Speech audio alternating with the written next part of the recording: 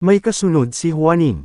Bukod sa binabantayang bagyong Juaning sa loob ng PAR, isa pang sama ng panahon o low pressure area ang binabantayan sa Pacific Ocean sa labas ng PAR.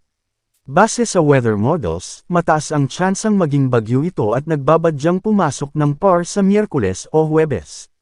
Sakaling pumasok bilang bagyo ay tatawagan itong isang babantayan ang magiging kilos nito dahil maaari itong makaapekto o dumaan sa Northern Luzon sa weekend o next week at posibleng ham-attack din ng habagat. Manatiling mag-monitor ng mga susunod pang update hinggil sa nasabing sama ng panahon. Tropical Cyclone Update. Bagyong Juaning bilang Tropical Depression Juaning.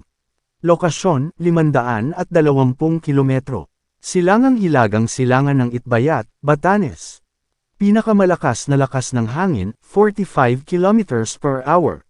Pagbagso, 55 km per hour. Galaw, hilagang-hilagang kanluran, north-northwest, NNW, sa bilis na 10 km per hour. Presyon sa sentro, 1,008 hectopascals o mabar, hectopascals o millibars.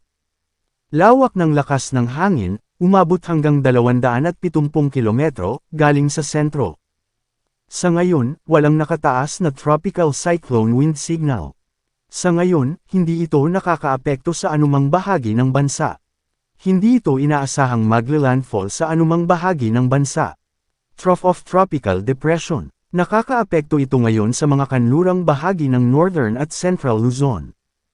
Dahil dito, makakaranas ng maulap na kalangitan na may kalat-kalat na pag-ulan, pagkidlat, at pagkulog na posibleng magdulot ng mga pagbaha o pagguho ng lupa dahil sa katamtaman hanggang kung minsan malakas na pag-ulan sa Ilocos Region, Zambales, and Bataan. Southwest Monsoon o Habagat. Nakakaapekto ito ngayon sa kanlurang bahagi ng Southern Luzon. Dahil dito, makakaranas ng maulap na kalangitan na may kalat-kalat na pag-ulan, pagkidlat, at pagkulog na posibleng magdulot ng mga pagbaha o pagguho ng lupa dahil sa katamtaman hanggang kung minsan malakas na pag-ulan sa Palawan.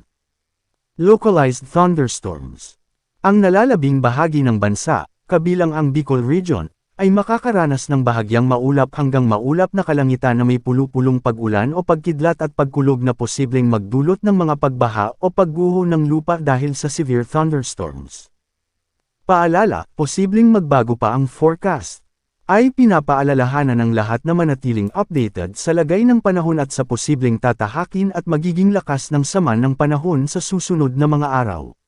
Manatiling nakatutok sa weather balita para sa bago pang updates, don't forget to subscribe.